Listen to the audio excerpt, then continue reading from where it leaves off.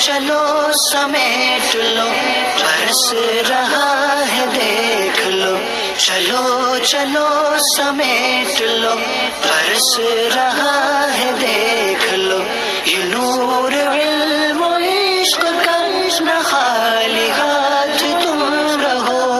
علم نور ہے، علم نور ہے، علم نور ہے، علم نور۔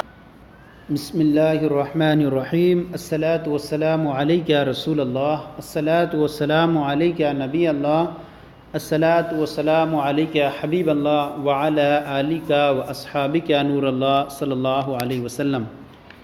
آج ہم آپ کے سامنے نحومیر کا اپنے چینل کے اعتبار سے سبق نمبر 31 شروع کر رہے ہیں اور کتاب کے اعتبار سے سبق نمبر 23 ہے۔ اس سے پہلے ہم نے توابع کے بیان میں سے صفت کا بیان، تاکید کا بیان اور بدل کا بیان تفصیل کے ساتھ پڑھا تھا۔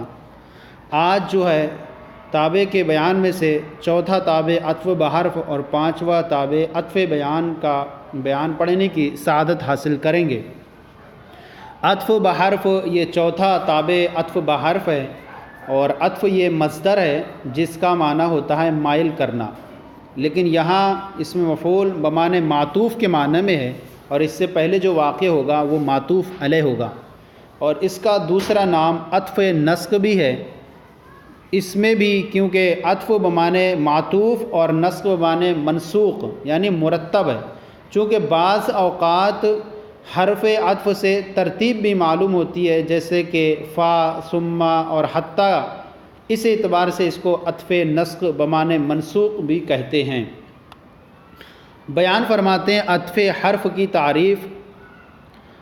عطف حرف وہ تابع ہے جو حرف عطف کے بعد آئے، تو حرف عطف کے بعد آئے اور مع متبوع مقصود بن نسبت ہو، یعنی عطف حرف وہ تابع ہے جو حرف عطف کے بعد واقع ہو اور جس چیز کی نسبت اس کے متبوع یعنی معطوف علیہ کی طرف کی گئی ہو، اس کے تابع یعنی معطوف کی طرف بھی کی گئی ہو، اور دونوں جو ہوں مقصود بن نسبت ہوں۔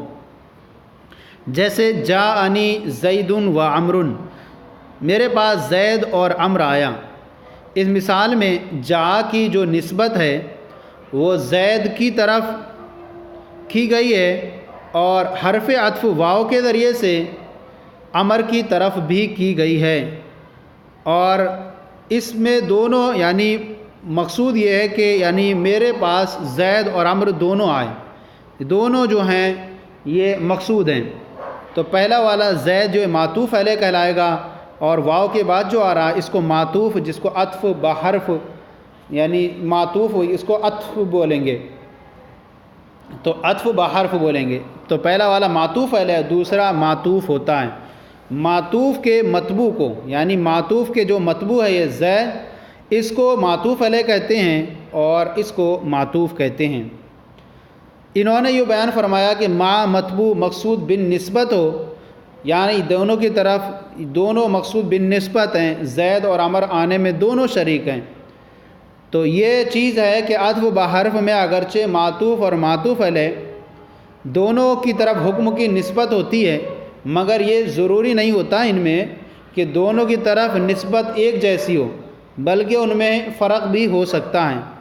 مثلا یوں کہیں ہم جاءنی زید لا عمر، میرے پاس زید آیا عمر نہیں، تو اس میں نسبت اگرچہ دونوں کی طرف ہے مگر زید کی طرف آنے کی نسبت ہے اور عمر کی طرف نہ آنے کی نسبت ہے۔ تو متبوع مع مقصود بن نسبت ہوں گے تو نسبت تو ہوگی دونوں کی طرف، لیکن نسبت میں فرق ہو سکتا ہے، اور اسے عطف نسق بھی کہتے ہیں۔ نوٹ: حروف عطف 10 ہیں جن کا بیان عن قریب آئے گا، اور وہ یہ ہیں واو، فاؤ، ثم، حتی، اما، ام، او، لا، بل، لیکن۔ یہ حروف عطف 10 ہیں جن کے ذریعے سے دوسرے کو پہلے سے عطف کرتے ہیں، جوڑتے ہیں۔ تو پہلا والا معطوف علیہ یعنی متبوع کہلاتا ہے، اور دوسرا جو ہے عطف بار یعنی معطوف کہلاتا ہے۔ تو حروف عطف 10 ہیں جن کا بیان قریب آئے گا، جیسے کہ ہم نے بیان کر دیا، یہ 10 ہیں انشاءاللہ۔ اب بیان فرماتے ہیں چوتھا تابع عطف بحرف ہو گیا. اب پانچواں جو ہے تابع یہاں سے بیان فرما رہے ہیں عطف بیان. عطف بیان کی تعریف. عطف بیان کسے کہتے ہیں؟ تو یہاں سے بیان فرما رہے ہیں عطف بیان. عطف بیان وہ تابع غیر صفت ہو. عطف بیان جو غیر صفت ہو، یہ اس سے پتہ چلا کہ عطف بیان جو ہوگا وہ صفت نہیں ہوگا. اچھا، عطف بیان اور صفت میں یہ فرق ہوتا ہے کہ صفت اپنے مطبوع میں پائے جانے والے معنی وصفی پر دلالت کرتی ہے اور عطف بیان ذات مطبوع پر دلالت کرتا ہے. تو عطف بیان وہ تابع غیر صفت جو اپنے مطبوع کو واضح کرے. تو عطف بیان بعد میں آئے گا اور مطبوع جو ہوگا پہلے ہوگا. جیسے اقسم باللہ ابو حفص عمر، ابو حفص عمر نے اللہ کی قسم کھائی. تو کیا فرمایا تھا یہاں؟ یہ فرمایا تھا کہ عطف بیان جو ہے ذات مطبوع پر دلالت کرتا ہے. تو ذات مطبوع پر دلالت کرتا ہے. اللہ کی قسم ابو حفص عمر نے کھائی. تو یہ جو چوتھا عطف بیان ہے پانچواں، یہ وہ تابع ہوتا ہے جو صفت نہ ہو اور مطبوع کو واضح کرے. یہاں اپنے مطبوع جو ہے یہ ابو حفص کو یہ عمر جو ہے یہ واضح کر رہا ہے اور عمر اس میں عطف بیان ہے اور اس کی دلالت جو ہے ابو حفص کی ذات پر ہے، کیونکہ حضرت عمر کی جو کنیت ہے وہ ابو حفص ہے. لیکن ابو حفص یہ کنیت اتنی زیادہ مشہور نہیں ہے جتنا نام مشہور ہے، اس لیے عمر نے اپنے مطبوع یعنی ابو حفص کو واضح کر دیا. یہی فرما رہے ہیں کہ جب کہ وہ تابع غیر صفت جو اپنے مطبوع کو واضح کرے، جیسے اقسم باللہ ابو حفص عمر، جبکہ مطبوع کنیت سے زیادہ علم کے ساتھ مشہور ہو. جبکہ مطبوع جو ہے یہ مطبوع ابو حفص ہے، یہ کنیت سے زیادہ اتنا مشہور نہیں ہے جتنا کہ کنیت سے زیادہ علم کے ساتھ زیادہ مشہور ہے، یعنی عمر کے ساتھ زیادہ مشہور ہے. تو عمر نے اس اپنے مطبوع کو واضح کر دیا. اور جانی زید ابو عمر، میرے پاس زید ابو عمر آئے. یہاں پر کیا فرماتے ہیں؟ جبکہ مطبوع علم سے زیادہ کنیت کے ساتھ مشہور ہو.